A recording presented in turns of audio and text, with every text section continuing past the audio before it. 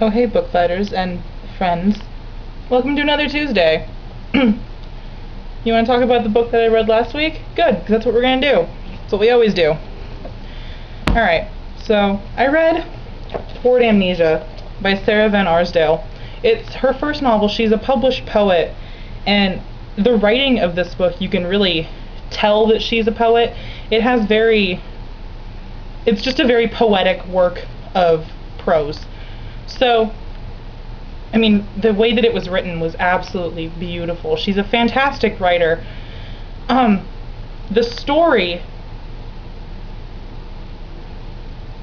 I loved this book. This book was wonderful.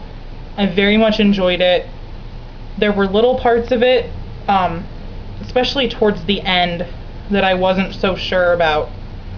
I understand what the author was going for. I understand the ending. Doesn't mean I have to like it. The story is about this woman. I was right in my last video, it was about lesbians. But that's not really the point. This woman, you never find out her name. She, first person narrative, she is, her girlfriend and best friend of like 5 years leaves her for another woman. And she goes on this, it's one of those self-discovery books, but it's done in a way that I've never read before. She leaves everything in her house, she takes the bare minimum with her, she develops a new identity. She wants to have amnesia. She thinks that this is her fix for everything, that she wants to go, she says in the novel that she pictures amnesia as a land where memory plagues no one, and that amnesia seems like the name of this wonderful fictional island that you can go to forget everything and live in blissful ignorance of the terrible things that have happened in your life. And she wants to go there. This is what she wants. This is her entire determination. She does amnesia exercises. She ice water to forget things, to heal herself. And she leaves all the things in her home, and she drives until she finds a cottage for rent on this little island kind of close to Canada, and she lives there and tries to forget, make herself forcibly forget. And but by the end of the novel, she slowly starts to realize that she doesn't have to work at it anymore, and that just the distance and being away are enough, and that it's not as bad as it seems. That's the problem that I had with this. I didn't feel like the ending felt really abrupt, to me at least. If anyone out there has read this book, I'd love to hear your thoughts on it, because while I did love this book and I enjoyed it very much, there's just something about it that bothered me. I remember reading the end of it and getting to the end and being like, that's it? That's the end? There was a personal reconciliation with herself inside of her, and it was a first-person narrative, so I guess that was enough, but she never went back to her old life. She never went back to confront Libby, her ex-girlfriend, or go back to anything that she'd left. And I guess that,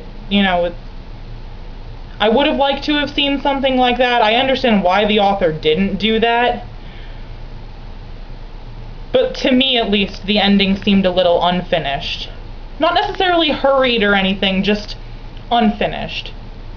And not unfinished in a way where, and you can decide what happens next, just unfinished, if that makes any sense. But it was very good. There was one part in particular that I really enjoyed. I actually even marked it with a post-it, which I rarely do on my first read-through of a book. I usually have to do that second or third read-through, because I try to enjoy the book the first time, and then I go back and do all the analyzing and everything. But it was in a chapter called Newton, and she discusses Newton's laws of physics, and that matter cannot be created or destroyed, it can only be changed, as in terms of relationships. And she says in the end of the chapter, that in as to that rule, that matter cannot be created or destroyed. She says, maybe, I'd think, walking back into the bedroom and sliding in between the sheets, maybe nothing in me was created by Libby. Maybe she didn't create my love for clean lines in a room, or my depth of wonder at shifts of light. And maybe, then, nothing in me was destroyed when she left. Maybe I came to her as she came to me, as whole, intact as when she left. Changed, yes. Sometimes with her I could feel my electrons and protons speeding up, spinning faster and faster around their nuclei, as we'd argue politics or toss a boomerang out and watch it hurtle back, or stand beneath the wind's tug on the kite. But me, the essential me that she loved, that me was the same as before we met, the same me as after.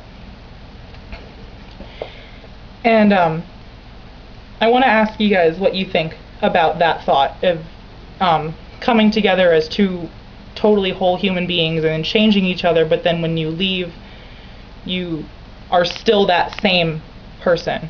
Do you agree with that? Do you disagree?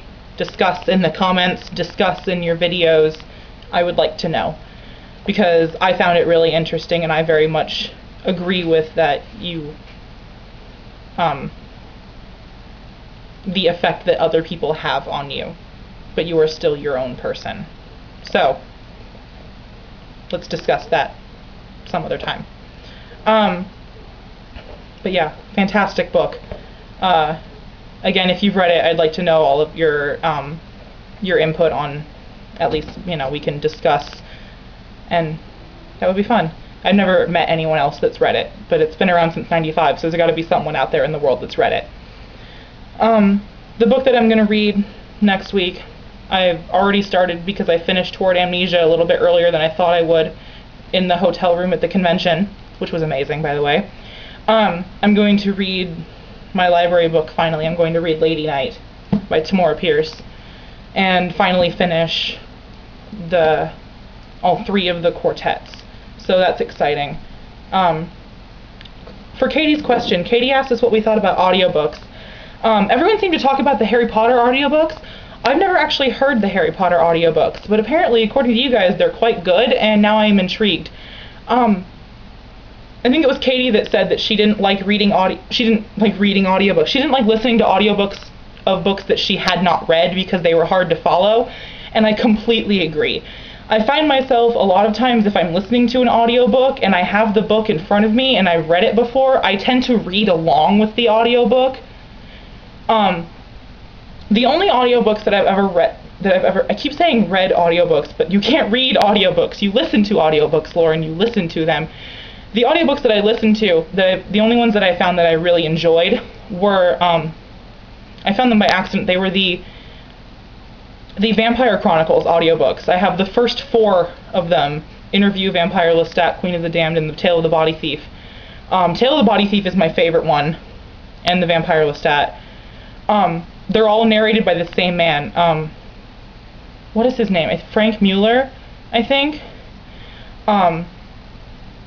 His voice, when he reads, he doesn't do those silly voices that some authors tend to do, but his voice, it feels like the essence of Lestat. All 4 of those novels are narrated in Lestat's point of view, and if you ever read anything by Anne Rice, especially the Vampire Chronicles, you'll know that Lestat has a very distinct voice, a narration voice, and I think that he captures that very well. So those are my favorite audiobooks. I can listen to those all the time. Sometimes I fall asleep to them because I'm so familiar with the books that it doesn't really matter. But any other audiobooks, I'm not a huge fan. Those were kind of a fluke thing, a little surprisingly good thing, but I try to avoid audiobooks at all costs. Even, I don't like listening to them while I'm driving or in the car. I'm like Dan, I tend to listen to more music, and just, if I'm not driving, I read the book more. I'm not a huge fan of audiobooks, except those are the exception to the rule. So yeah, that's all I have. And Sarah, I guess I will see you tomorrow. So fare thee well, Bookfighters.